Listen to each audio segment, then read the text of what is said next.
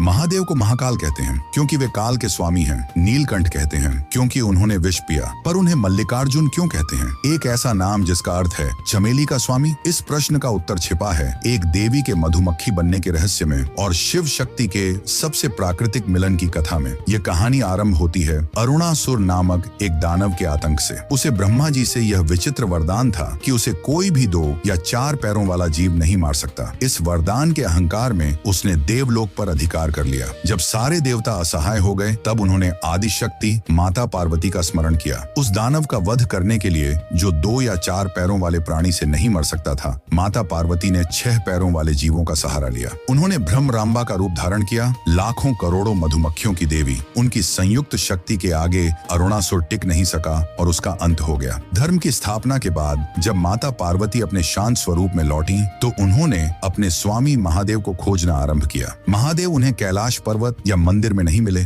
वे मिले श्री शैलम के घने वनों में अपने सबसे आदिम और शांत स्वरूप में। महादेव वहां एक विशाल अर्जुन वृक्ष के नीचे एक स्वयंभू लिंग के रूप में मौन तपस्या में लीन थे। वह वृक्ष मानो स्वयं शिव की स्थिरता का जीवंत स्तंभ था और उस स्तंभ को प्रेम से लपेटे हुए थीं मल्लिका यानी चमेली की सुगंधित लताएं, जो स्वयं माता पार्वती की नैसर्गिक उपस्थिति का प्रतीक थीं। अपने स्वामी के इस प्राकृतिक शांत स्वरूप को देखकर माता पार्वती ने उनकी पूजा करने के लिए एक दिव्य लीला रची। वे पुनः अपने भ्रमर यानी मधुमक्खी के रूप में प्रकट हुईं। उस मधुमक्खी के रूप में वे उन चमेली के फूलों पर बैठती, उनका रसपान करती और उस मधुर गुंजन के साथ उस स्वयंभू शिवलिंग की परिक्रमा करती। उनका वह गुंजन कोई साधारण ध्वनि नहीं बल्कि नाद ब्रह्म था, सृष्टि का आदि मंत्र। यह शिव और शक्ति का सबसे शुद्ध, सबसे मौलिक मिलन था और उसी दिव्य क्षण में उस ज्योतिर्लिंग का नामकरण हुआ मल्लिकार्जुन, अर्थात अर्जुन वृक्ष के नीचे स्थित वह प्रभु जिसकी पूजा मल्लिका चमेली करती है। यह पवित्र मल्लिकार्जुन ज्योतिर्लिंग